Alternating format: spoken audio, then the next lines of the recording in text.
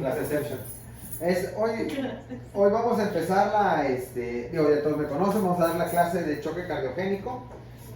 Soy Arturo Alemán, presidente de terapia intensiva.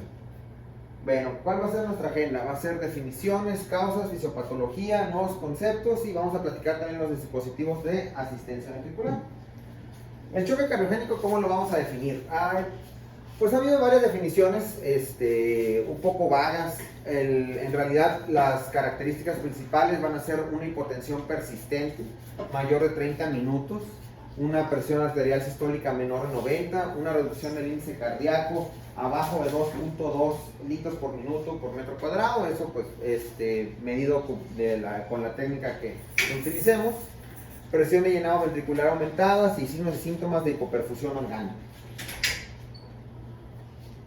En este artículo de el manejo contemporáneo del choque cardiogénico, podemos ver que en estos estudios que han sido pivote en el estudio del shock, se han manejado diferentes criterios, pero casi todos tienen las características que les mencioné. Por ejemplo, el shock trial, ellos sí mencionaban, por ejemplo, lo de la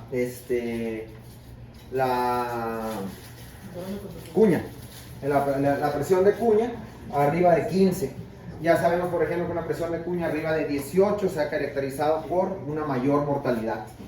Entonces, son características que se han visto en el choque cardiogénico y todas, pues, ya si las recopilamos, como en este estudio de una recomendación de expertos para el manejo de los pacientes con choque cardiogénico, que salió en Intensive Care en 2015, pues ellos ya deciden hacer, precisamente por la falta de unificación de criterios muy estrictos o muy puntuales sobre la definición, pues ellos hacen una recopilación de los puntos más importantes para definir un choque cardiogénico. Es un estado crítico de hipoperfusión con una reducción de gasto cardíaco, pero puede ser una tensión arterial sistólica menor de 90 por más de 30 minutos o una tensión arterial media menor de 65 por 30 minutos con vasopresores para mantener una presión arterial sistólica mayor de 90. Un dato de congestión pulmonar, aumento de presiones de llenado del ventrículo izquierdo o signos de hipoperfusión. Estos son estado mental alterado, moteado en la piel, oliguria y aumento de lactato. Pues básicamente datos de hipoperfusión. En 650,000 casos anuales hay de choque cardiogénico en los servicios de urgencia. El 80% de los pacientes con falla cardíaca son inicialmente evaluados en urgencias. Y de estos, 5-8% de los infartos agudos al miocardio con elevación del segmento ST van a terminar en un choque cardiogénico. Recordemos que el choque cardiogénico tiene una mortalidad a los 30 días de 50-70%. Esto es muy interesante porque desde los 70s que se empezó a realizar las ICP, fue cuando se dio el primer avance en cuanto a la disminución de mortalidad en choque cardiogénico, y desde entonces hasta la actualidad no ha habido mejoría. Los pacientes siguen muriendo prácticamente igual. Entonces, pero vamos a ver que, pues esperemos que con las cosas que vienen en el futuro, pues esto se pueda mejorar. Y los choques cardiogénicos, ¿cuál es su etiología? Principalmente va a ser un síndrome coronario agudo, un 80% de los casos. Esto va a estar seguido después de fallas cardíacas crónicas que se agudizan en un 10%. Posteriormente vamos a tener las valvulopatías y ya más repartido, pues miocarditis y otras causas. Dentro de las enfermedades coronarias vamos a tener que la principal va a deberse a una falla de bomba, posteriormente una insuficiencia mitral aguda, ruptura septal, falla del ventrículo derecho, taponade y combinación de estas complicaciones en un 5%. Y este es un concepto novedoso, es más, por lo que yo he visto, lo manejan más los intensivistas incluso que los cardiólogos, y esto se llama la relación entre la elastanza arterial y elastanza ventricular, y es un legado de los estudios hechos por Sagawa. Sagawa se llamaba el doctor en el hospital Johns Hopkins. Sagawa lo que hacía es que él hizo estudios con con perritos, en los que les amarraba la aorta y les amarraban la aorta y les amarraban la vena cava y trataba de encontrar si había una propiedad intrínseca de contractibilidad del músculo, del ventrículo. Y él lo que encontró es lo que se llamaba la Emax, que es la capacidad intrínseca del músculo cardíaco para ejercer una presión intraventricular sin necesidad ni de la precarga ni de la poscarga.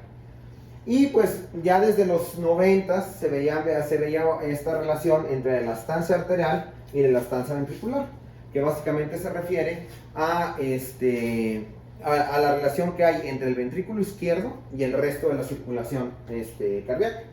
Tenemos que tener que estos funcionen bien, porque el sello, el choque cardiogénico, va a ser la falta de acoplamiento entre estos dos sistemas. Necesitamos, pues, como algunos lo comparan, pues que sea un tango, ¿verdad? Y no un reggaetón. Entonces, aquí en esto, tal vez a algunos les resulten familiar las curvas. En esta curva ya la conocemos. Recordemos que cuando el ventrículo, en la presión del ventrículo izquierdo, junto con el volumen, hay una curva que forma parte del ciclo cardíaco.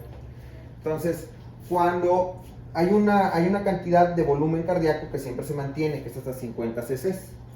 Cuando esta cantidad de volumen cardíaco que se mantiene durante la diástole empieza a aumentar hasta 120 aproximadamente cc de líquido, llegamos a la apertura de la válvula aórtica y va a ir aumentando, en esta curva va a ir aumentando la presión del ventrículo izquierdo, y esto nos va hasta finalmente lograr la apertura de la válvula aórtica. Entonces aquí tenemos el final de la diástole, aquí se está llenando todo el ventrículo, va aumentando la presión adentro del mismo y llegamos al final de la sístole. Esto ahorita vamos a ver qué importancia tiene, sobre todo ya cuando nos pasemos a lo que es la asistencia ventricular. Bueno, entonces en cuanto al acoplamiento, pues los componentes va a ser el ventricular, lo que es la fracción de eyección, el volumen sistólico, el intervalo de tiempo de la preeyección y la eyección. Y hay fórmulas, se han sacado fórmulas para tratar de calcular esto. Bueno, aquí es la que les estaba comentando, esto es lo normal, es cuando tienes aquí el volumen del ventrículo izquierdo, y acá tienes la presión del ventrículo izquierdo. Lo normal es lo mismo, va llenando durante la diástole, este es el volumen que siempre se queda dentro del ventrículo. Durante la diástole se va llenando y después va aumentando al mismo tiempo la presión, se abre la válvula aórtica, ocurre la eyección, se termina de vaciar y aquí viene la relajación isovolumétrica, ¿no? Esta es la contracción isovolumétrica y la relajación isovolumétrica. Y es aquí, esto es lo que nos interesa, esto es lo que nos va a dar el IMAX, que sería ese periodo en el que está cerrada tanto la válvula mitral como la válvula aórtica. Y bueno, pues esto nos va a hablar de lo que es la elastancia y la complianza, que es lo inverso. En este caso, vamos a tener que es la elastancia pulmonar, la elastancia del ventrículo izquierdo es una medida acerca de su rigidez, pues, o nos está diciendo qué tan rígido está ese ventrículo. Y esto es algo muy importante para muchos parámetros. O incluso nos puede decir el remodelado, que tenga un corazón que ya tiene alguna remodelación, pues nos va a tener esa elastancia alterada y esta curva se va a ver desplazada.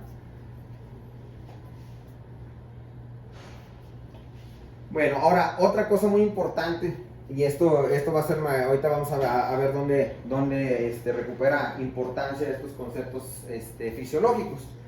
Bueno, cuando yo tengo un paciente que tiene una falla del ventrículo izquierdo, esto puede, a mí lo que me puede interesar es la energía potencial de ese ventrículo, o por decirlo así. ¿A qué nos referimos? Durante muchos años pues hemos podido buscar de diferentes maneras invasivas, a través del ecocardiograma, por ejemplo, cómo es la función del ventrículo. y obtenemos los parámetros que todos conocemos de gasto cardíaco. Sin embargo, en algunos casos lo pueden comparar con una bola demoledora, ¿no? Por ejemplo, tú tienes una bola, la lanzas contra un edificio, hay una energía ahí, y ves cómo rompes el edificio, y la bola llega acá hasta el balanceo. Esta bola, tú lo que puedes, comparándolo con la función del ventrículo, lo que veríamos aquí es que yo puedo medir el desplazamiento de la bola, puedo medir cuando le pega al edificio, todo eso digamos que lo puedo medir con el ecocardiograma, los parámetros que ya se han mencionado anteriormente, pero lo que no podemos ver es la energía potencial que se queda en esa bola, pues, que sí existe, y esa no la vemos nosotros. Esa energía potencial que tiene el ventrículo, que es incluso, esta energía potencial significa que el ventrículo aún cuando está aparentemente no está haciendo un esfuerzo, está consumiendo oxígeno, que sería el consumo de oxígeno, que sería miocárdico, que sería en mililitros por minuto. Esto, acuérdense que el músculo cardíaco está hecho para contraerse. Entonces, ¿cuándo es cuando gasta más energía el músculo cardíaco? Pues cuando se dilata. La diástole es la parte que más consume energía durante el ciclo cardíaco. ¿Por qué? Porque tiene que romper la actina-miosina, el ciclado del calcio, las bombas de sodio-calcio, pues también consumen ATPs, y el metabolismo basal de las células cardíacas. Entonces, todo esto pues nos está consumiendo energía. Y aquí es donde nos damos cuenta que esta es la energía potencial que les digo, que no vemos en un ecocardiograma, pero que a mí me interesa disminuirla. ¿Por qué? Porque pues con eso estoy ayudando a que ese ventrículo, repose, deje de consumir tanto oxígeno, y podamos ayudar a que tenga ayudar a su recuperación o a su manejo definitivo. Ahorita vamos a volver a retomar lo mismo, ¿eh? A lo mejor ahorita agarra más forma ya que lo veamos aplicado. Pero eso va a ser básicamente el principio, pues yo lo que quiero es disminuir el consumo de oxígeno de ese músculo cardíaco. Bueno, ahora ya regresándonos a lo que es en sí el shock cardiogénico, ¿qué es lo que va a pasar? Pues todos conocemos, ¿no? La insuficiencia cardíaca se agudiza, y lo que nos va a provocar una serie de eventos, de disfunciones sistólicas y diastólicas, que nos van a llevar a un síndrome inflamatorio sistémico. Ese va a ser uno de los problemas, pues. Llegamos a un estado en el que se produce óxido nítrico, aumento del factor de necrosis tumoral alfa, de las interleuquinas, y todo esto nos va a ir llevando a un ciclo de proinflamación, sensibilización a las catecolaminas, y todo esto es deleterio para la contractibilidad. Esto al mismo tiempo acá, esta disfunción sistólica y diastólica nos va a llevar a una disminución del gasto cardíaco, una disminución del volumen minuto, nos va a llevar a la hipotensión, disminución de una perfusión coronaria. Obviamente si el problema es coronario, pues nos va todavía a empeorar la isquemia. La perfusión periférica va a disminuir aún, y todo esto pues nos va a llevar a que se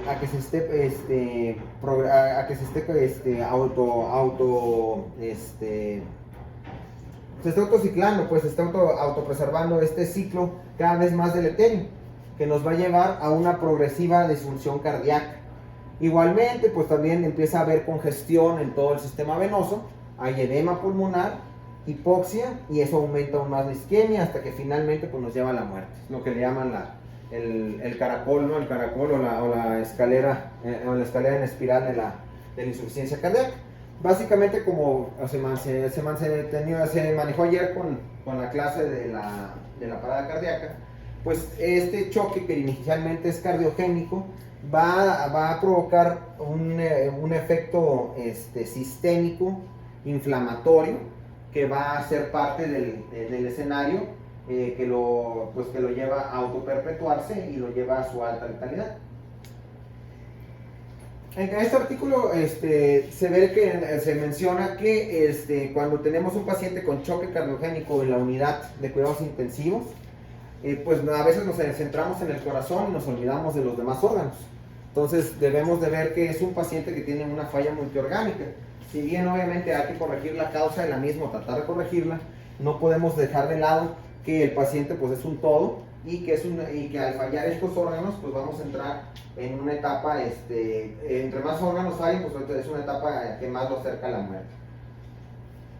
Esta es una nueva clasificación que está, pues hasta el momento es la que está pegando más. Hay varias, conocemos varias escalas, pero esta es la que ahorita tiene mucho auge, es la SCAI. Aquí en esta pues tenemos los diferentes estadios del choque cardiogénico. En realidad nosotros lo que quisiéramos agarrar a los pacientes sería en el estadio B, ¿verdad? Bueno, pues en riesgo pues sería ya algo preventivo, ¿no? Pero yo quisiera poder capturar al paciente con un estadio B de choque cardiogénico, que es el paciente que nos engaña porque está compensando. Va a ser un paciente que tiene una hipotensión o una taquicardia sin datos de hipoperfusión. Si los pudiéramos agarrar aquí, antes de que empezaran a aumentar dentro de esta escala, pues es donde mejor tendríamos mejores resultados. Y bueno, ¿cómo se relaciona esta escala con lo que son el examen químico, el examen físico, los marcadores bioquímicos y los parámetros hemodinámicos?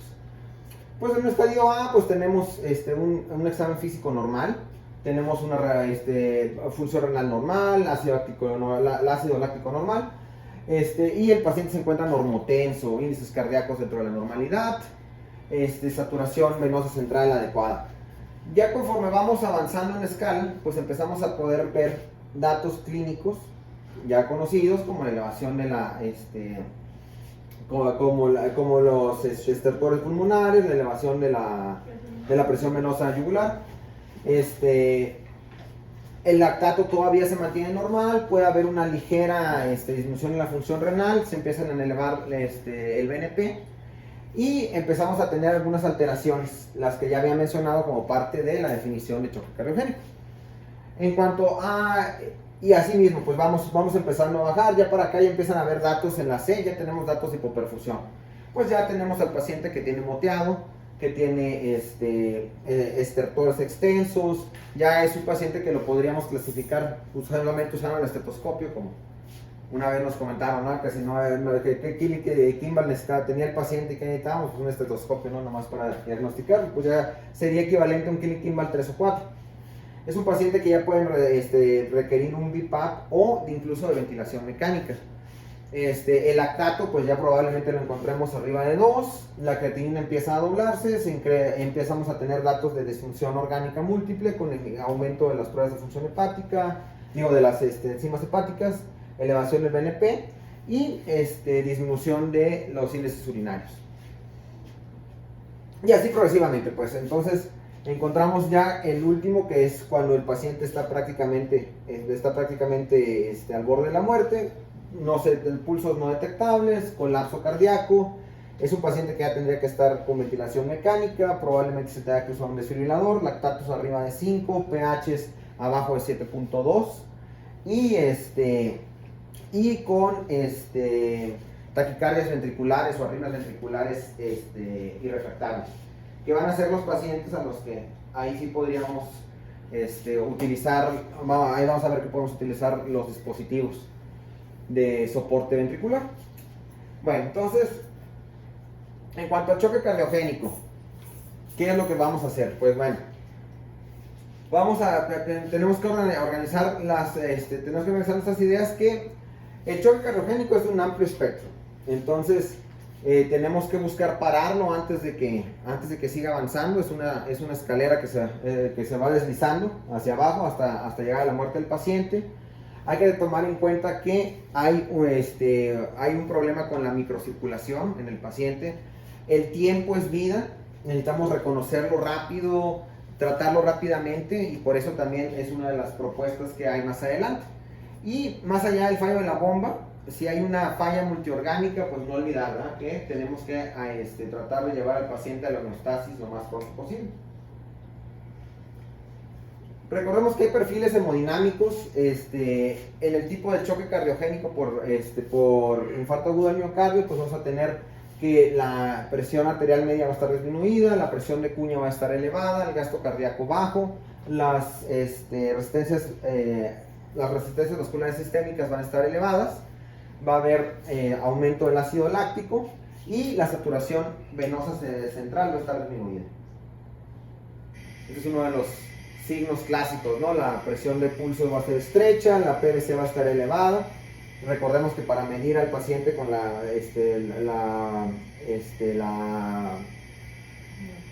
incurgitación yugular, pues necesitas tenerlo acostado, hay ciertas características para poder medir y dependiendo de la medición que te dé, pues puedes decir el grado de incurgitación yugular que tiene el paciente. La radiografía de tórax pues todavía es útil, las líneas B de Kerr todavía tienen, aunque baja sensibilidad, una especificidad bastante buena. El edema intersticial también tiene buena especificidad. Cefalización del flujo, especificidad también del 94%. El principal problema con estos estudios clásicos, pues, o con estos estudios de gabinete clásicos, pues es sobre todo su sensibilidad. Y aquí es donde entra pues, el quinto pilar de la exploración, que es el ultrasonido. Aquí en el ultrasonido, pues el que está agarrando mucho auge es el protocolo Roche, para poder para utilizarlo en el estado de shock. Aquí en este paciente, en estos estados, pues lo que vamos a hacer es que vamos a hacer un rastreo de la bomba. Se hace un eje paraesternal largo y corto o de 4 cámaras, subsifoideo y apical, son las ventanas que vamos a utilizar. Aquí tenemos el de 4 cámaras, ventrículo izquierdo, ventrícula izquierda, perdón, ventrículo derecho y ventrículo izquierdo. Y aquí es donde medimos, ¿no? Para poder sacar el movimiento en sístole hacia la parte media de la cavidad. Y bueno, aquí tenemos en diástole y en sístole, y podemos ver que el miocardio se hace grueso al contraerse en la sístole. Y esta es de las cosas novedosas, pues. La elastancia, se puede calcular la elastancia arterial y la elastancia ventricular. La elastancia arterial básicamente es la poscarga. Entonces, y la elastancia ventricular vamos a sacarla de lo que es la presión sistólica final entre el índice de volumen sistólico final, al final del ventrículo izquierdo. Son fórmulas que ya se habían utilizado, ya se habían desarrollado a principios de los años 2000, habían perdido mucho, se habían utilizado solamente en aspectos experimentales, habían perdido mucho auge, pero han tenido un renacer, así como vamos a ver que muchas cosas que habían perdido auge en esta área, pues están teniendo una recuperación. Entonces aquí estas mediciones nos van a ayudar a sacar un índice de acoplamiento ventrículo arterial, que son las mediciones que están ahorita sirviendo mucho, pues, para determinar qué tan grave está tu paciente y qué tanto está respondiendo al tratamiento. No olvidar, ¿verdad?, hacer una valoración de todos los órganos, como para ver qué tan perfundidos están y la tolerancia al volumen de los mismos. Ahí tenemos una vena cava. Vemos si hay contractibilidad, si la vena cava tiene distensibilidad. Y bueno, pues en este artículo tenemos en este artículo pues integra el protocolo RUSH como una forma de expandirlo para poder determinar el gasto cardíaco, el IVT y la frecuencia, para poder determinar el gasto cardíaco en base del IVT, la frecuencia cardíaca, y poderlo utilizar en el contexto de un paciente con choque cardiogénico. También nos sigue siendo muy útil en lo que es la exploración pulmonar en ultrasonido. Vamos a ver si hay datos de congestión. Pues para esto pues hay muchos protocolos. Y pues vemos que en los estudios que se han hecho, el ultrasonido pulmonar más la clínica tiene una mayor especificidad del 95% que los biomarcadores y la radiografía. Entonces es una herramienta que, como ya sabemos, está adquiriendo mucho ahora. También nos puede servir en cuanto a lo que es la reanimación. Ya hemos platicado lo que es el protocolo Rose para reanimación del paciente, evitar la sobrecarga hídrica. Entonces también el ultrasonido en estos contextos, guiándonos con el mismo, pues nos puede evitar que tratemos de que sobrecarguemos al paciente. Ahora, bueno, tengo a un paciente con el que está con choque cardiogénico. ¿Qué es lo que vamos a hacer o cómo va a ser la vía de manejo del mismo? Pues primero que nada vamos a hacer resucitación y terapia médica, que esto va a ser inicialmente con inotrópicos y vasopresores, decidir si vamos a iniciar ventilación mecánica en el paciente, determinar la etiología específica de la falla cardíaca y en base a eso pues vamos a ver si el paciente se recupera o si el paciente requiere cuidados paliativos. Entonces, si no es ninguno de estos casos y el paciente se sigue deteriorando, pues nos vamos a una reperfusión. En este caso, solamente cuando el origen es algo isquémico. Tenemos que, pues ya se pasa a una PCI, a una fibrinolisis. Si nada de esto funciona, pues entonces se pasa al paciente a los mecanismos de soporte ventricular, que ahorita vamos a mencionarlos, y finalmente pues se decide si este paciente es candidato a trasplante o retiro del mecanismo de soporte ventricular, dependiendo si ya es un paciente que no es recuperable. Y bueno, pues vamos a empezar con las modalidades de tratamiento. El soporte temporal van a ser vasopresores y soporte mecánico. Y las medidas permanentes pues puede ser fibrinolisis, revascularización o el trasplante cardíaco. En cuanto a los vasopresores inotrópicos, ¿qué nos dicen las últimas guías? Bueno, realmente no tienen nada así nuevo o que desconozcamos. Los inotrópicos se recomiendan en pacientes que ya tienen bajo gasto y mala perfusión, que utilicen la mínima dosis, hay que utilizar la mínima dosis posible. Hay que tener precaución con la adrenalina, aunque en muchos países del tercer mundo pues, se sigue utilizando y en teoría es atractiva por sus cualidades, pero pues en la práctica ha demostrado una y otra vez que es peor que la norepinefrina. En cuanto al uso del levosimendan y los inhibidores de la fosfodiesterasa 3, pues solamente en pacientes con betabloqueantes, aunque vamos a ver que pues esto ha sido motivo de controversia a través de los años, ¿no? en la cardiología. Y tener mucho cuidado con la vasodilatación excesiva de los pacientes. Aquí aquí también dentro de las guías de la Sociedad Europea para pacientes en los cuidados agudos del paciente cardiológico, también nos siguen mencionando que la norepinefrina es el vasoconstrictor de elección. Pero nos dice que la iniciemos cuando tengamos una hipotensión persistente. ¿Y qué es una hipotensión persistente? Pues yo les mencioné hace rato que eran 30 minutos de hipotensión. Pero, pues ese número de dónde lo hemos sacado o qué estudios nos apoyan a ese número. Uno de los estudios más recientes es el Doremi, que es milrinona contra butamina. En estos estudios se veía se buscó cuál era o cómo evolucionaba el paciente una vez que ya había sido randomizado. Mantenía una presión arterial media arriba de 70 o abajo de 70. Pues para sorpresa de nadie, obviamente los pacientes que tenían una presión abajo de 70 después de los 30 minutos eran pacientes que se morían más. Sin embargo, pues todavía queda la controversia, se morían más porque habían mantenido la PAM abajo de 70 o porque nos habíamos esperado hasta entonces para iniciar manejo con los sinotrópicos. Entonces, ¿es un marcador o es un target? Vamos a tener al paciente hasta 70 o a partir de los 70 se le debería de iniciar el inotrópico. Bueno, en este estudio que salió en Critical Care, pues creo que es un estudio retrospectivo, pero creo que es un poquito más claro. Ahí nos ven que hay una asociación realmente entre la presión arterial media y la mortalidad en las primeras 24 horas en los pacientes con choque cardiogénico. Y aquí podemos ver que una MAP abajo de 65 va a ser un predictor independiente de mortalidad. Claro, hay que tomarlo en cuenta que pues, es un estudio retrospectivo, ¿no? con sus detalles, pero pues puede servirnos a nosotros pues para darnos una idea de cuándo empezar el inotrópico. El corte habitual, además, en varios estudios clásicos, pues siempre ha sido ha sido los 65 milímetros de mercurio. Entonces, la recomendación de expertos, ¿se acuerdan que les había mencionado este artículo del 2015?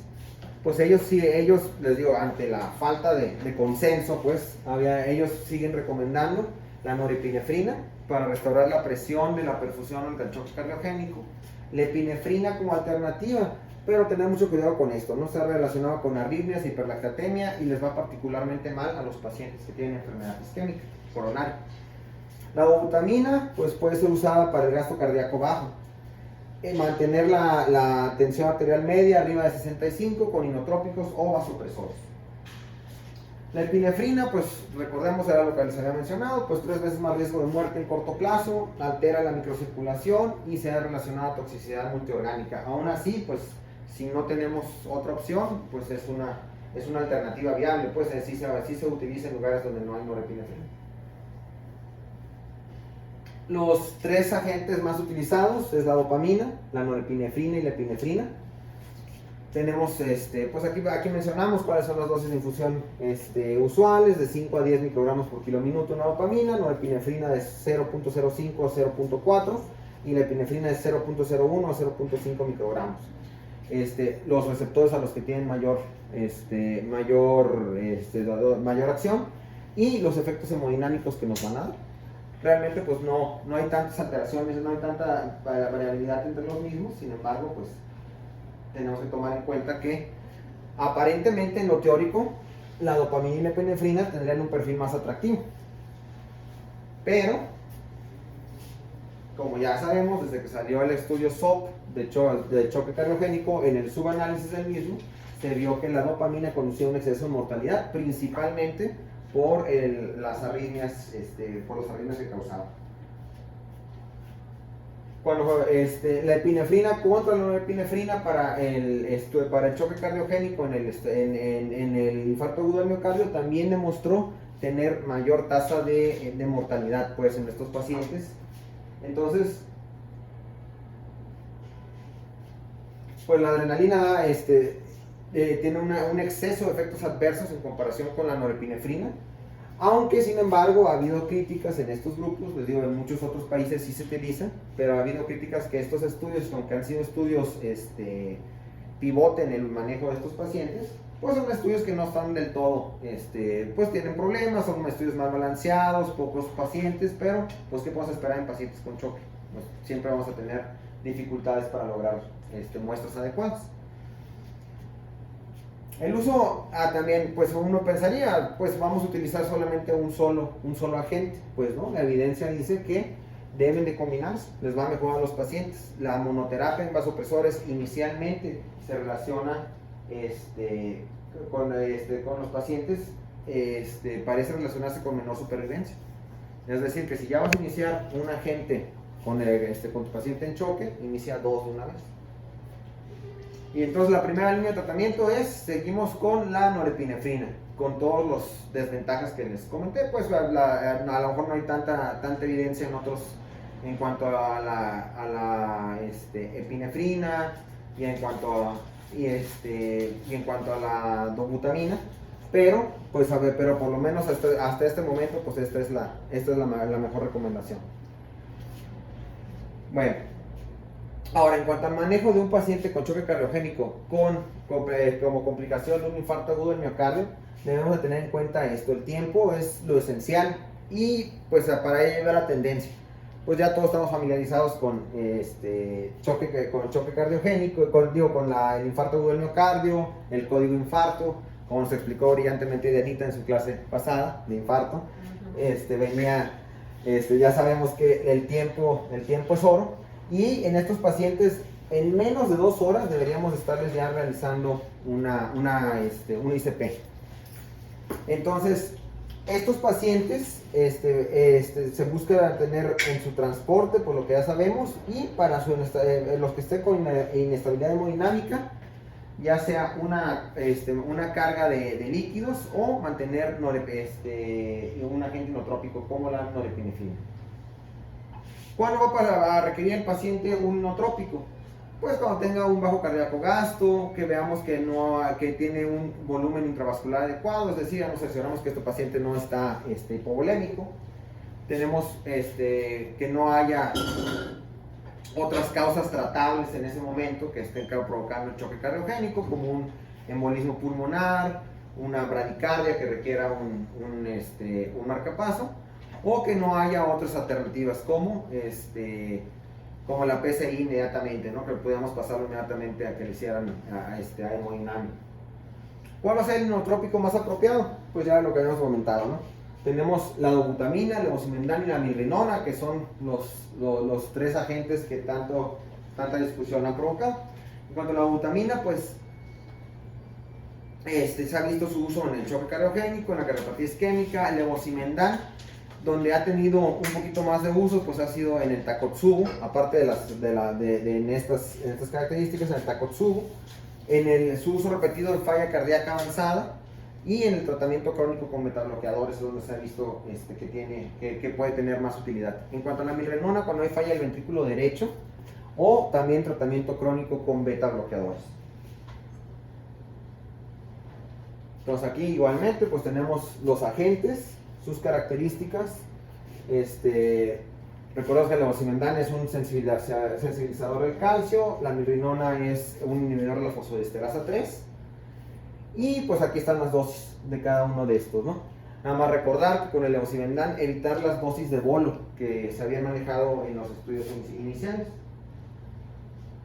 La otomina, pues un agonista beta 1, su vida media plasmática va a ser de 2 a 3 minutos. La dosis inicial de 0.5 a 1 microgramo por kilo minuto, mantenimiento de 2 a 20 microgramos kilo minuto, y la dosis máxima 20 microgramos kilogramo minuto. ¿Y por qué la dobutamina? Bueno, sí hay evidencia de que la dobutamina es mejor. Sin embargo, hay que recordar que la mayoría de la evidencia científica es de baja calidad. Por eso es lo que ha dado pie a tanta discusión entre estos agentes. Les digo lo mismo, pues estamos hablando de pacientes en choque cardiogénico, entonces son pacientes en los que los estudios pues van a ser difíciles de realizar, o no vamos a conseguir una población tan grande como para poder tomar determinaciones definitivas. La evidencia de que la dobutamina es superior, pues hay estudios heterogéneos en evidencia en estadios D y E, incluyendo pacientes en estadios A y B. Entonces, aquí es donde donde entra la milrinona. Esta actúa inhibiendo la fosfodiesterasa 3. Con esto disminuye la tasa de degradación de la AMP cíclico. En teoría, pues esto nos va a ayudar a que mejore la entrada del calcio, que es lo que hemos dicho, ¿no? Pues si el paciente necesita energía, pues esto ayuda a que entre el calcio intracelular y a un incremento de la contractilidad del músculo. Las dosis iniciales 0.125 microgramos kilo minuto, mantenimiento 0.125 a 0.75 microgramos kilo minuto, y la dosis máxima 0.75 microgramos kilo minuto. Y bueno, pues en el estudio Doremi, que es el más reciente, pues lo que se ha visto es que lo que se vio en este caso, pues vamos, que son los pacientes, es un estudio que pues ha sido bastante homogéneo, o sea, no ha tenido mucha aceptación porque la población realmente tenía características similares, y realmente donde vemos que en los estadios, en el estadio C, que es, en el estadio C de la escala de Sky, realmente están muy empatados, y no pareciera haber realmente diferencia. En cuanto a los parámetros clínicos en estos pacientes, pues fueron más o menos similares. Vemos que pues eran pacientes muy enfermos. Ya cuando estamos en un estadio C, pues ya estamos hablando de pacientes que por lo regular ya la mayoría tienen ya requieren vasopresores, ya tienen una presión arterial media pues baja.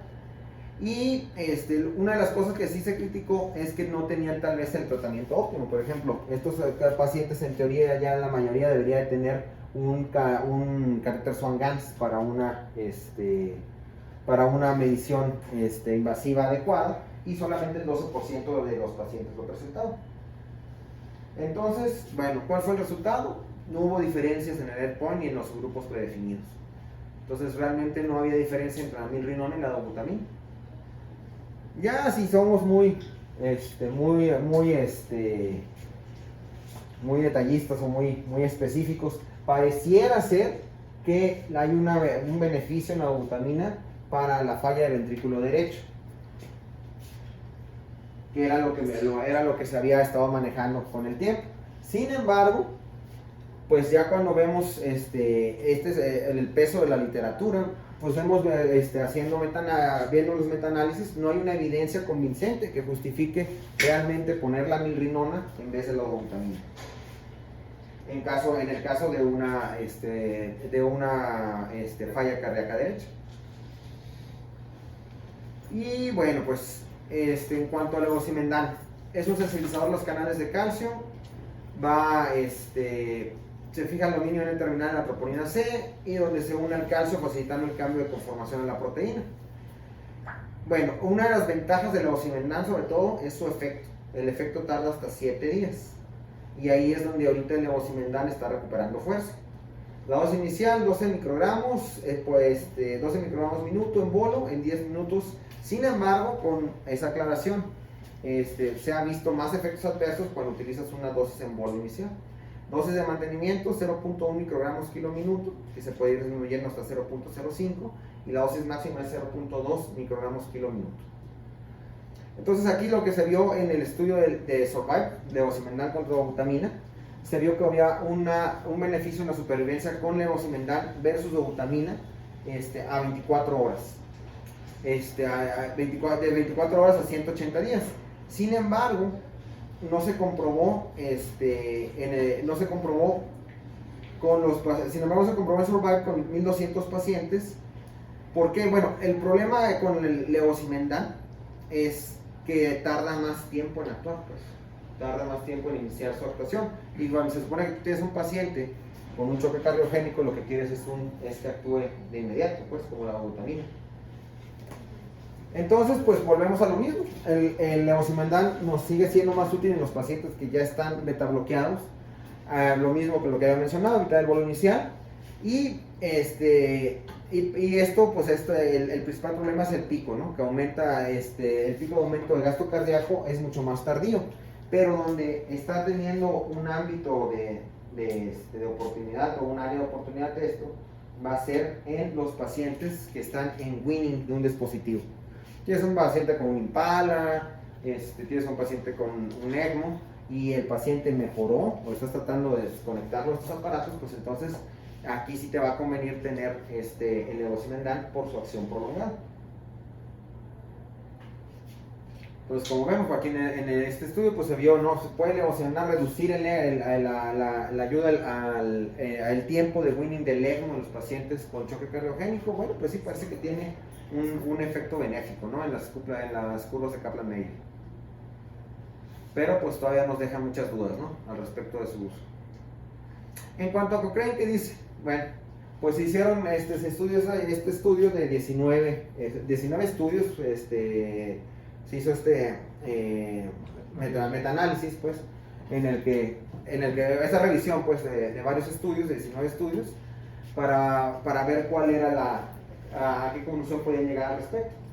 Y pues lo que se vio es que por el momento la evidencia es muy limitada, pues, en cuanto al uso de uno inotrópico sobre otro. Entonces pues, tenemos que conformarnos con la evidencia disponible. ¿Y cuándo va a ser apropiado retirar el inotrópico? Pues si no ya hemos avanzado más en el manejo del paciente, pues cuando veamos mejoría de los síntomas, de los signos vitales, parámetros invasivos, ya sea presión de índice cardíaco, presión en cuña, reducción del lactato sérico, restauración de la diuresis o mejoría en el eco doble. Entonces, la dobutamina parecía ser la más apropiada como inotrópico de primera línea. No hay evidencia convincente de que un inotrópico sea netamente superior en el escenario de choque cardiogénico. Los inhibidores de la fosfodiesterasa 3 y el levosimendan pueden ser especialmente útiles en pacientes con beta bloqueantes, y el perfil de levosimendan es atractivo en los pacientes menos graves y en los que se pretende avanzar sus cuidados, ¿no? Ya que ya pasaste la parte más fuerte y lo que quieres es tratar de desescalar, ¿no?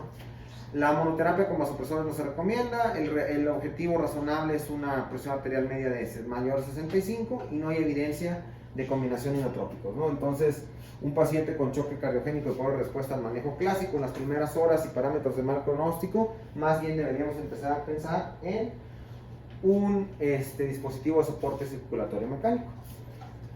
Aquí los dispositivos, pues, ya los conocemos desde hace tiempo. Uno de los primeros y que creo que es el más usado aquí en el hospital es el balón de contrapulsación aórtica. Aquí están algunas de las características de estos. Están los balones de contrapulsación aórtica, lo que es el Impella y el Tandem, y por último el ECMO. En cuanto a el Impella y el Tandem son lo que se llaman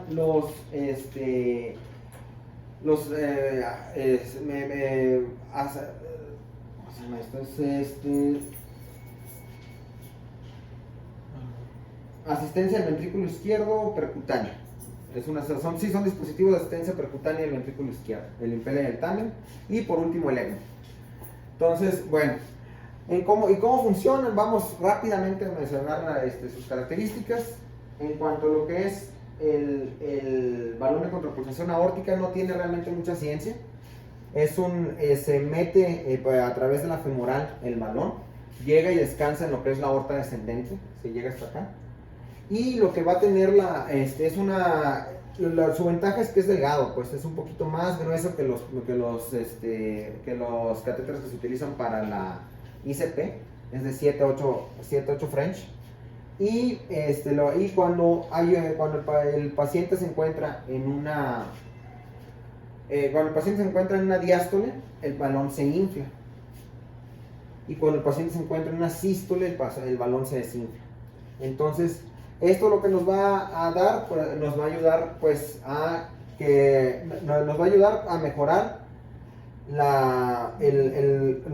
el poder cardíaco, nos va a ayudar a aumentar la presión arterial media, disminuye la precarga y en cuanto a la perfusión coronaria también tiene una acción benéfica, pues, porque ayuda a perfundir las coronarias recordamos que esto ocurre durante la diástole, y pues básicamente esa es la función del balón. Y pues lo que nos aumenta son de 0.3 a 0.5 litros por minuto, que es bastante modesto, pues, pero sí es de ayuda para un paciente que está con choque cardiogénico.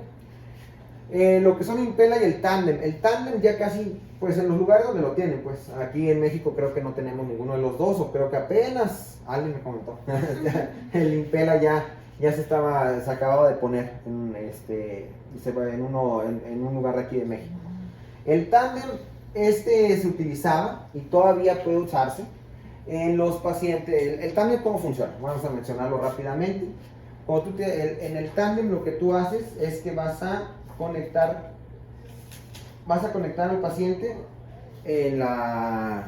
lo pasas por la femoral y llegas hasta la aurícula, apenas entras por la vena femoral, llegas hasta la aurícula derecha, y lo que tienes que hacer es atravesar el tabique interauricular para llegar a la aurícula izquierda, y de ahí es de donde va a drenar sangre para expulsarlo a la circulación sistémica.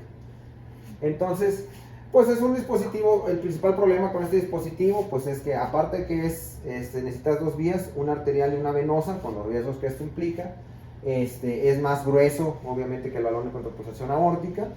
La ventaja que tiene sobre el balón de contrapulsación aórtica, pues es que puede durar, que tiene una duración adecuada de hasta 15 días. Y bueno, pues el único motivo, se fue desplazado completamente por los Impella.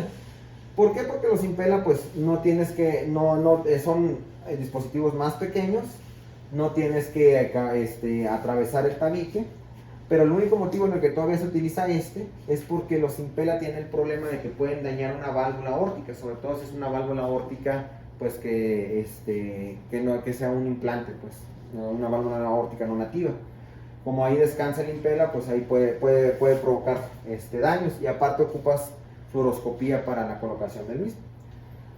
En cuanto a los Impela, bueno, pues Impela sacó primero, inicialmente sacó lo que era el Impela CP, que te daba un flujo de 3 a 5 litros por minuto, 14 French, y el Impela lo que haces es que lo conectas lo conectas por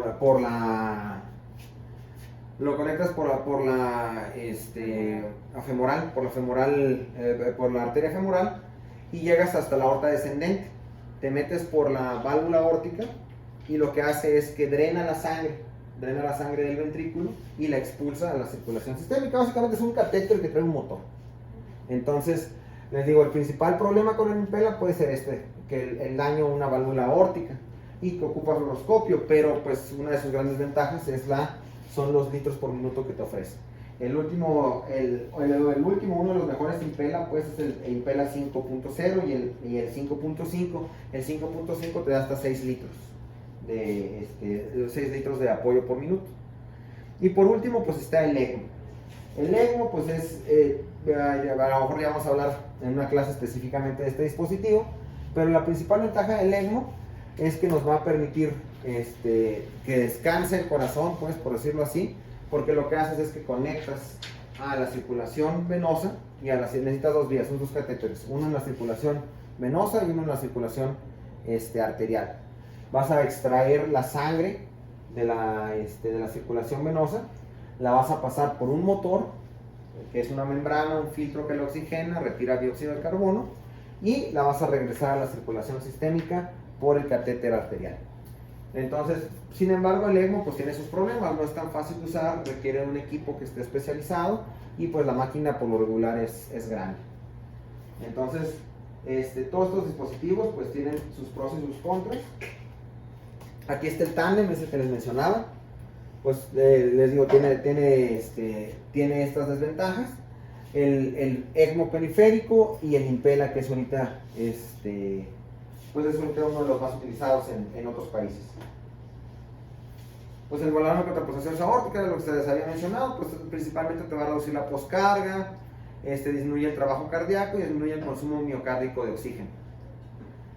Sin embargo, pues te aumenta la precarga, aumenta la presión diastólica, aumenta la perfusión coronaria y aumenta el aporte de oxígeno miocárdico.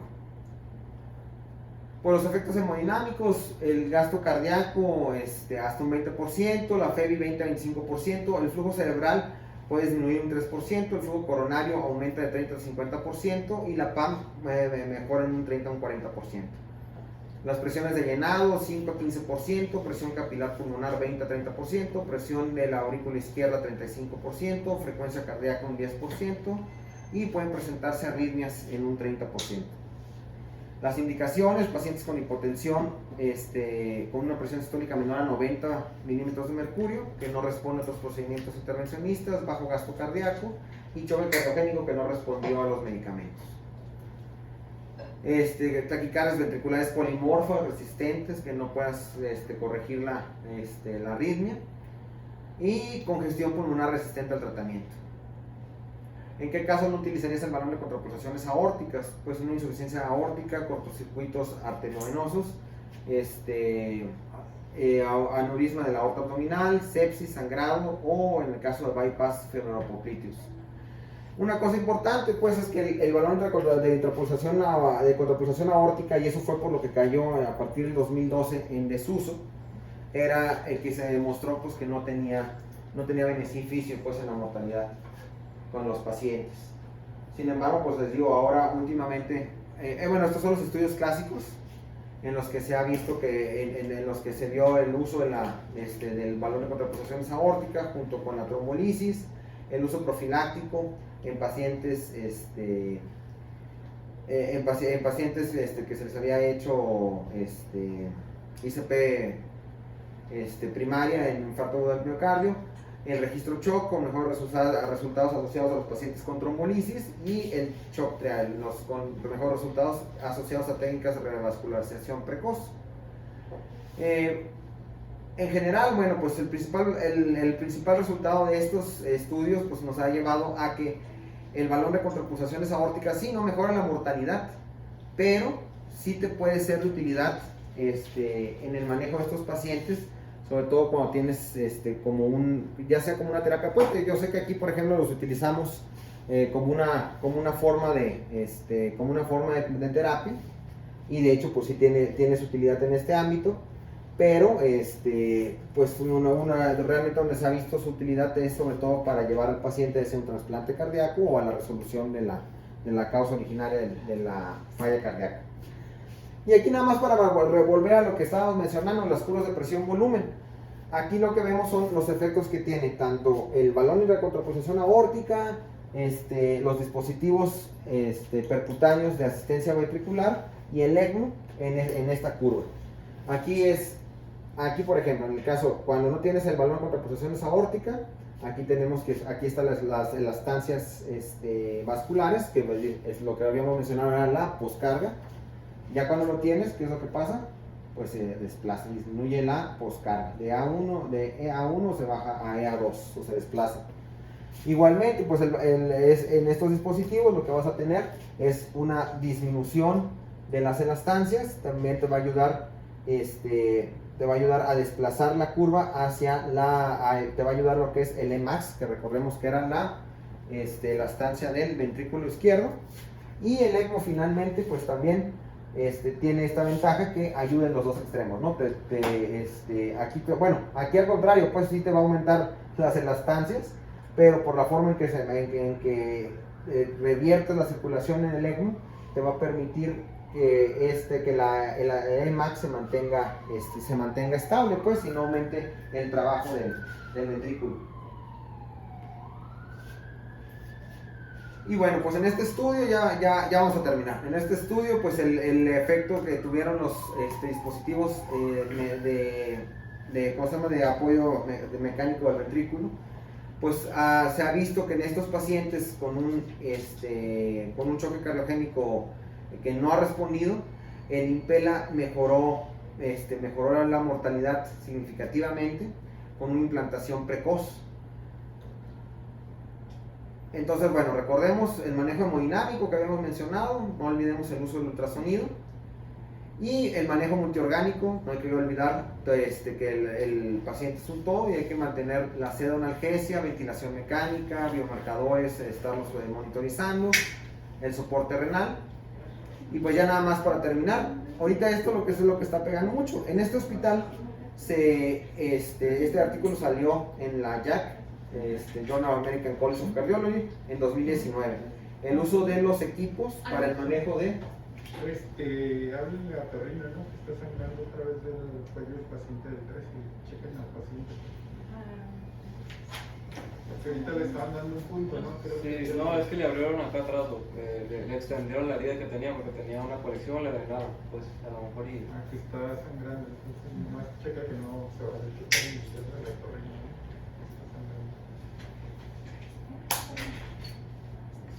Ya casi acabamos. Ya nada más aquí lo que vieron es, pues, hicieron ellos, una vez que instalaron su equipo, un equipo especializado en el paciente con choque cardiogénico, lo compararon antes del inicio de su equipo, antes del 2017 y después, y vieron que pues había una mejoría importante en la mortalidad. Les digo, pues realmente no había habido nada que moviera la mortalidad de este grupo de pacientes hasta desde los 70. Entonces aquí lo que ellos proponen y después salió por la AJA, salió recomendado, pues era crear un grupo pues específico para los pacientes con choque cardiogénico, algo un poco similar a lo que sería código infarto, y en el que los dividirías en dos equipos. Uno, pacientes cuyo choque cardiogénico está condicionado por una enfermedad coronaria isquémica, en el cual el líder del equipo va a ser un hemodinamista, y los pacientes por cualquier otro tipo de causa de choque cardiogénico, en el cual pues sería ellos le dicen un shock doc o un doctor de choque, que pues puede ser un intensivista o un experto en choque cardiogénico. Se había criticado que a lo mejor tener a tantas personas actuando sobre un paciente iba a retrasar el tratamiento de este mismo. Entonces sacó en este estudio del 2019 en Circulation, se vio que no, pues en los pacientes que se manejaban de manera normal con un solo médico que llevaba su tratamiento contra el shock team, pues no, el tratamiento se veía más rápido y en realidad en cuanto a, no había un retraso en cuanto al inicio del manejo, y pues conservaba la ventaja de que disminuía la mortalidad. Este sería el algoritmo, pues desde que se sabe que va a llegar al hospital un paciente con un choque cardiogénico, pues se avanza en el algoritmo, se habla por teléfono y se transfiere. Y pues ellos son los creadores en Detroit, este grupo de médicos. Ellos sacaron la iniciativa nacional de choque cardiogénico, y en este algoritmo, que es el que está agarrando ahorita mucho auge, pues porque se vieron los otros estudios clave en el manejo del choque cardiogénico. Se ve que son poblaciones de edades similares, se usaron tratamientos similares, tenían características similares, lactato alto, y la sobrevida, lo mismo, 50% de mortalidad, pero en el estudio que utilizó este algoritmo, se vio que la sobrevida se vio incrementada. Entonces esto pues realmente ha estado causando auge, pues, y una de las características, son varias pues durante el algoritmo, pero básicamente lo más importante es, en cuanto el paciente no responde a inotrópicos, inmediatamente se le pasa un soporte de control mecánico, que vendría siendo el equivalente a lo que sería puerta aguja, ¿no? Tiempo puerta aguja o puerta balón en el código infarto. Aquí sería tiempo de la detección del choque al conectarlo, ya sea a un balón de contrapulsaciones aórticas, un Impala, y el uso de estas medidas, que también son medidas que ya se conocían desde los 90s, pero que habían perdido uso. Mencionaron, recuperaron la clase del doctor Iván, el Swan-Ganz aquí vuelve otra vez a tener una gran relevancia, pues todos estos pacientes tenían que tener como parte del protocolo una monitorización hemodinámica. Entonces, y pues bueno, se ha visto que sí se relaciona con menor mortalidad en estos pacientes con choque cardiogénico. Y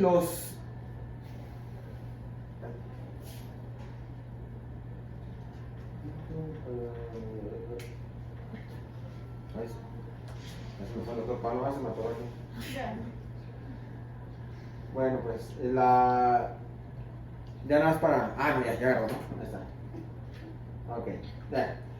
Entonces, los pacientes que ya estaban conectados a un Impella y que no habían sido monitorizados con un catéter Swan-Ganz, tenían una mortalidad, tenían una supervivencia del 48%, mientras que los que sí lo tenían una supervivencia del 62%. Entonces parecía estar realmente relacionado con un manejo hemodinámico invasivo de estos pacientes. Y las dos fórmulas que están ahorita siendo más importantes y que forman parte de este algoritmo es el poder cardíaco, que hasta este momento parece ser el más importante determinante del estudio shock, que se calcula con gasto cardíaco por presión arterial media entre 451. Y si te da el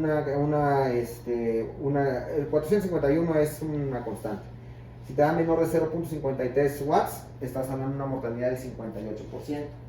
Y la otra medición importante que también está alcanzando auge, que forma parte del algoritmo, es la PAPI. ¿La PAPI qué es? Es la presión de pulso, la presión presunta de pulso entre la presión de las resistencias sistémicas, y esto te va a dar una medida que la meta es que sea mayor de 1. ¿De qué te va a hablar la PAPI? Te va a hablar de disfunción de ventrículo derecho, y eso es lo que va a guiar tu manejo. Si tú tienes a este paciente con choque cardiogénico, no respondió a medidas farmacológicas, calculas poder cardíaco. Si es menor de 0.6, este paciente tiene un poder cardíaco inadecuado. Si es mayor de 0.6, pues es adecuado.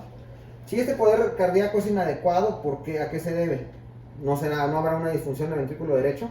Entonces calculas la PAPI. Si la PAPI te sale menor de 1, entonces necesitas aumentar el soporte al ventrículo derecho. Si te sale mayor de 1, necesitas aumentar el soporte del ventrículo izquierdo. Y en este caso, pues manipulas pues, los mecanismos de soporte del paciente, ¿no? ya sea con el balón de transfusión aórtica, lo escalas, pues no ves que la falla sigue siendo izquierda, pues lo pasas a un impela. Si ya lo tenías en un impela, pues lo pasas de un 2.5 a un 5.0, un 5.5, o cualquiera de las otras opciones que ya habíamos mencionado, el ECMO, el tándem. Y pues si la falla es, principalmente la que necesita soporte es el ventrículo derecho, está el impela RP y el Protect Duo. Y este sería el nuevo paradigma para el manejo con choque cardiogénico. Es un paciente que deberíamos de tener desde el momento que se detecta, llevarlo, si es algo isquémico, pues a revascularización, si no, ¿cómo se llama? Si no es isquémico, pues buscar la falla, el origen del choque, y en lo que se maneja, conectarlo a un dispositivo mecánico de soporte, y ese tiempo pues va a ser el nuevo paradigma para manejar para la atención de calidad de este tipo de pacientes. Nada más para terminar, les quería mencionar que la verdad no sabíamos qué era, pero ya investigué. Es un dispositivo Lucas pues de compresiones, pero tiene un ultrasonido intraesofágico. Eso ha demostrado que sí existen pues. El paciente tiene un ecocardiograma transesofágico mientras está recibiendo las compresiones. Y bueno, pues ya, eso sería todo.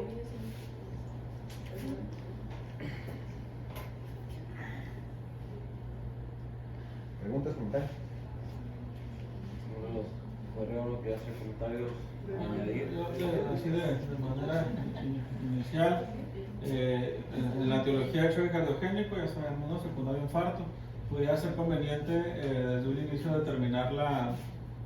clasificar ese tipo de infarto, ya que algunos se asocian a arresto cardíaco y otros a aturdimiento cardíaco.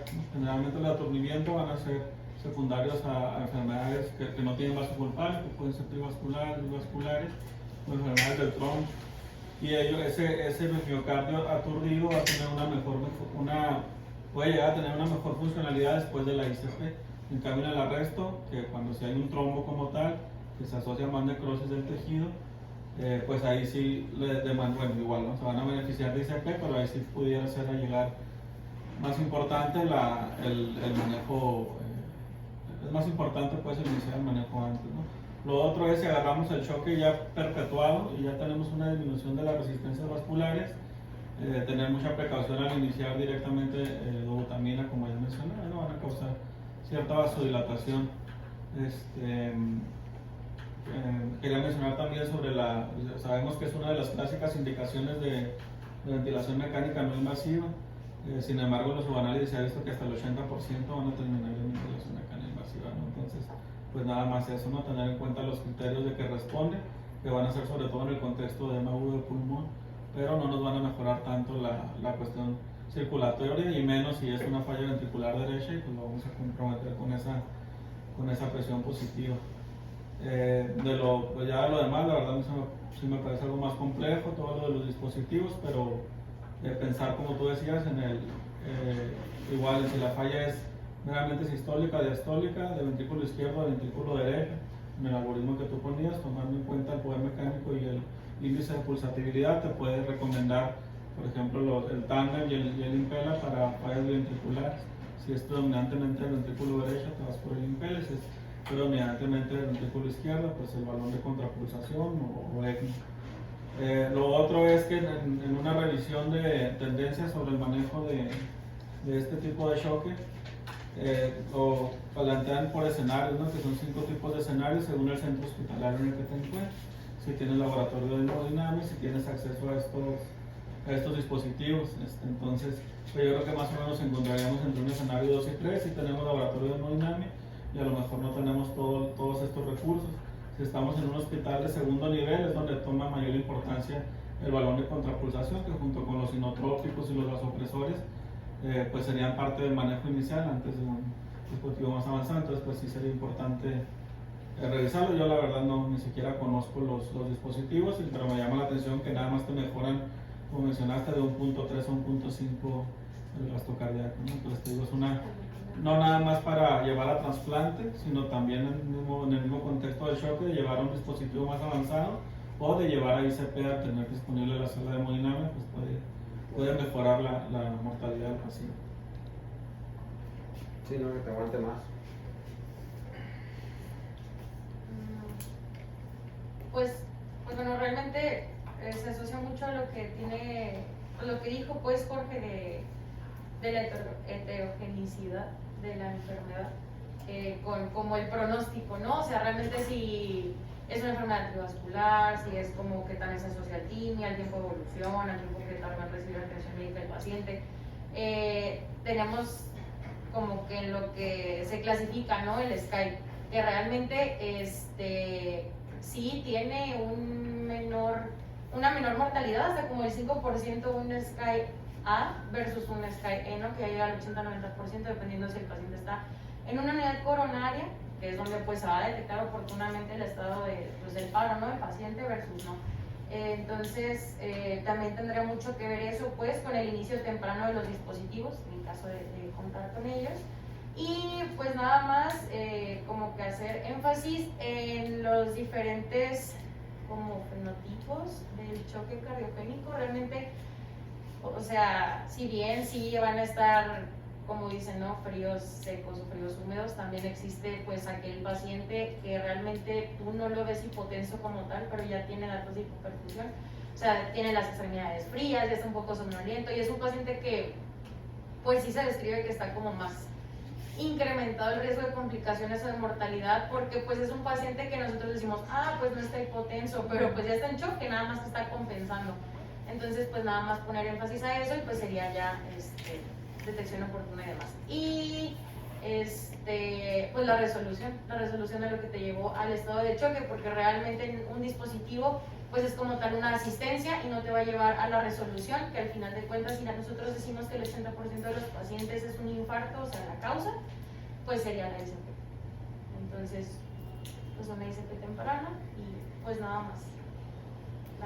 El énfasis pues en el ingreso o el cuidado en la unidad de cuidados coronarios. Y no sé. No, si tú quieres decir algo, no. Se salió. Tenía muy buena puntuación. Se me hizo buena clase, Lema. Igual si acaso faltaría agregar un poquito de ventilación mecánica, aunque bueno, como tal, no hay así, ya sabemos nada más que es monitorizar adecuadamente tu nivel de PIB, estar vigilando tu ventrículo derecho. También agregar lo que dijo Blanco, sí es muy importante lo del aturdimiento miocárdico, porque dependiendo de lo preexistente, a lo mejor ese aturdimiento dura incluso después de la resolución de ICP, si a lo mejor el hemodinamista, por eso el estudio al final que comentaste del equipo tuvo tanto impacto, porque era una detección temprana, sobre todo de la necesidad de un ICP, a lo mejor de un solo vaso o multivaso, en el contexto de que a lo mejor el aturdimiento no solo era una sola zona infartada, o a lo mejor la otra zona que ya tuvo una complicación secundaria incluso al manejo que se le dio o al mismo mecanismo compensatorio, ¿no? que comentaste en la fisiopatología. Ahí siempre es importante las dosis, ¿no? de los vasopresores. Alguien sabe la dosis de dobutamina que ya te condiciona que no hay mejoría del gasto cardíaco como tal. ¿A partir de qué nivel? Nos reportan a partir de 10. Acuérdense que igual la dobutamina incrementa el gasto cardíaco a expensas de un incremento del volumen sistólico y la frecuencia cardíaca. Entonces ya hay un nivel, incluso reporten arriba de 10, igual puede ser variable dependiendo del paciente, pero reporten que arriba de 10 ya no hay un beneficio. De hecho pues son más las complicaciones, sobre todo arritmias, en este caso pues, el principal, taquicardia, que te va a condicionar mayor deterioro, menor llenado diastólico a nivel coronario, mayor isquemia. Entonces que es el ciclo igual complementar, ciclo vicioso, ¿no? Y en cuanto al levosimendan, pues igual no vas a estar vigilando ahí las metas de tus pumps. El tiempo ahí te dicen 1 hora, ¿no? Porque es la vida media. Que de preferencia que inicies con diastólica arriba de 100 y que con mucha precaución con los que tengan de 90 a 100 o incluso por debajo de 85. De hecho te dicen ahí que tu dosis de vasopresor debería estar optimizada. Y bueno, de hecho se me hizo bastante. Y lo del ventrículo derecho, que de hecho es lo que dijiste, acoplamiento ventricular arterial. Sobre todo siempre debe ser invasivo, pues ya es que te dicen iniciar con línea arterial, que hay recomendación ahí 2B, y posteriormente ir siendo más avanzada tu monitorización, sobre todo ver si no te responden a manejo médico, son GANs, o pues igual si tienes el eco, lo que tengas. adaptado obviamente al medio. ¿Por qué? Porque por eso hicieron los estadios comentaste, porque en cada uno debe hacer intervenciones que van a impactar en la mortalidad desde el A. Entonces, y de eso ¿qué te está diciendo la emocional? Se me fue. Sí, de las monitorizaciones nada más del inicio de acción, de vida media de 1 hora. Y pues sí, la mortalidad sigue siendo el 50% a pesar de todo lo que comentaste. Pues. Por eso, pues sí es importante. Lo del ventrículo de leche, por ahí. Que hay, de hecho, el de consejo te pregunta, ¿no? ¿Qué metas de presiones, ¿no? De llenado de ventrículo, porque acuérdense, ahí tienes que monitorizar bien la precarga y tu poscarga, estar relevando siempre los dos, BD, aunque no haya afección inicial del BD, siempre estarlo vigilando, porque en el momento que se le caiga el BD, pues ya se perpetúa y incrementa más la mortalidad, pues ya tu manejo va a ser más difícil, la asistencia ventricular pues va a lo mejor es tardía, si no existe de manera temprana. Entonces nada más eso. Del ver muy importante que pues sí es difícil pues. Por eso ¿De aquí hemos tratado? Hubo unos estudios que le pusieron LIDO, creo que son 2 estudios de cardio que le pusieron estudios de LIDO donde les daban levodobutamina a los pacientes con insuficiencia cardíaca y les daban también levosimendan. Hicieron la comparación y encontraron que se morían más dentro del primer año los pacientes que habían recibido butamina. O sea, en el comparativo eran muy parecidos en cuanto a que salían del choque cardiogénico, pero la mortalidad dentro del primer año era más alta con la butamina. Entonces de ahí se agarraron los de levosimendan para hacer toda su promoción, ¿no? Entonces, pero sí es cierto que sí sucedió eso, ¿no? Los pacientes que recibían dobutamina, sabemos que es de las más arritmogénicas de las vasopresoras aminas, y el consumo de oxígeno es mucho, ¿no? Que hace con la dobutamina porque aumenta la frecuencia cardíaca. Entonces, lo que no hace levosimendan. Entonces, es una cosa yo creo que tenemos que considerar. pero en el metanálisis que dijiste también comentaban que hacerlo por el metabolito activo, la vida media, pues que mejoría los síntomas incluso semanas, que en eso es el impacto que tiene principalmente, pues el paciente lo logra incluso a lo mejor extubar, que mejore y todo, pues. Y que también tiene disminución, sobre todo a nivel de la presión de oclusión arterial-pulmonar, se ve que hay en ese marcador, pues por eso, pero pues sigue siendo, como dices tú, la evidencia, pues así a juicio ya médico. Luego otra cosa que consideraban era el costo de actividad, ¿no? Muchas veces aquí estuvo restringido, ahorita no que yo sepa, pero bueno, es porque a veces hay, a veces no. Pero el levosimendan estuvo muy vigilado, hay una parte aquí de control que le llaman en el Instituto Torre de Control. Cuando ven que un medicamento se está consumiendo mucho, lo suben ahí y tienes que estar pasando reportes a quién se lo pusiste, por qué, toda una justificación por el costo que tiene. Y algo de lo que mencionaban en la mañana en la sesión general del costo-efectividad, ¿no? Cuando comparas tú el precio del instituto con el de levosimendan, pues es extremadamente una gran diferencia. El frasco de levosimendan anda alrededor de 10,000 pesos y un frasco de dobuta cuesta menos de 500 pesos. Entonces, si tú lo ves así y dices, no, pues, tú como administrador dices, no, pues el de 500, ¿no? Así ponga 10 frasquitos, pues me sale más barato, pero no es tal, porque a veces tienen que durarlo más tiempo, se toma en cuenta también el tiempo para prepararlo, todo lo que lleva, y resulta que no es tan, o sea, no es tanta la diferencia a final de cuentas, y sobre todo que el impacto que va a tener en la mortalidad a largo plazo me refiero. Entonces ahí creo que se puede considerar más el levosimendan. Sí, pues y que se veía esa ventaja del levosimendan también para desescalar al paciente, por lo muy ustedes que les iba lo mejor, lo que dice el doctor Iván, que duraba más tiempo en la circulación. Mencionabas por ahí la milrinona. En algún tiempo anestesia estuve usándola mucho, la milrinona, pero empezaron a dejar de usar.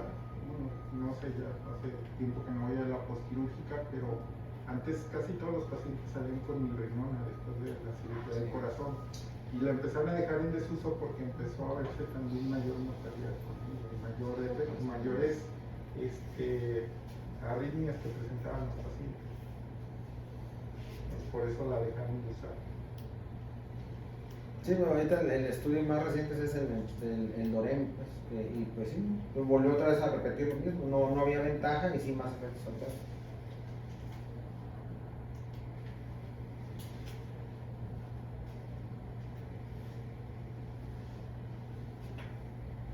Mira, están saliendo otros nuevos. Otro artículo. Ya. Muy bien. Que la hacen con-